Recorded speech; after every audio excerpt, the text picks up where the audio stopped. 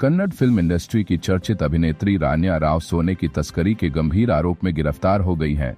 राजस्व खुफिया निदेशालय ड्राई ने उन्हें कैंपेगौड़ा अंतर्राष्ट्रीय हवाई अड्डे से पकड़ा, जब वे 3 मार्च की रात दुबई से भारत लौटी।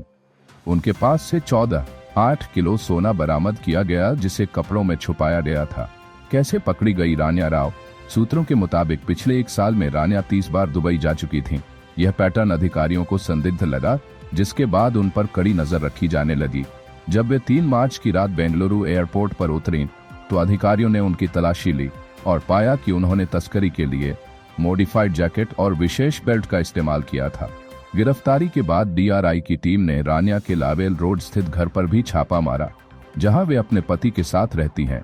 छापेमारी में कई अहम सुराग हाथ लगे हैं, जिनसे इस रैकेट के और भी बड़े नामों का खुलासा होने की संभावना है।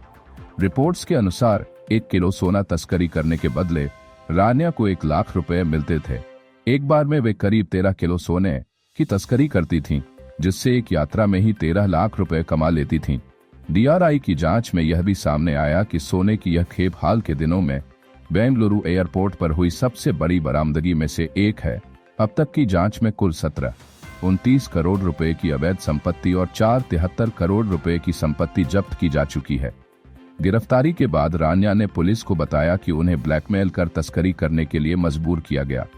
हालांकि जांच एजेंसियां उनके इस दावे की सत्यता की पड़ताल कर रही हैं।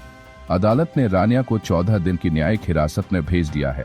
इस हाई प्रोफाइल केस पर कर्नाटक के मुख्यमंत्री के कानूनी सलाहकार एस पोन्ना ने कहा, चाहे वह डीजीपी की बेटी हो या मुख्यमंत्री की, कानून सबके लिए समान है। अगर किसी बड़े नाम की संलिप्तता सामने आती है तो उस पर भी कार्रवाई की जाएगी। इस मामले के खुलासे के बाद कई बड़े सवाल उठ रहे हैं। क्या रान्या राव इस तस्करी रैकेट की सिर्फ एक मोहरा थी, या उनके पीछे कोई बड़ा नेटवर्क काम कर रहा था? क्या इस नेटवर्क में और भी फिल्म इंडस्ट्री के लोग शामिल हैं? डीआरआई और अन्य जांच एजेंसियां इस पूरे रैकेट की तह तक जाने की कोशिश कर रही हैं।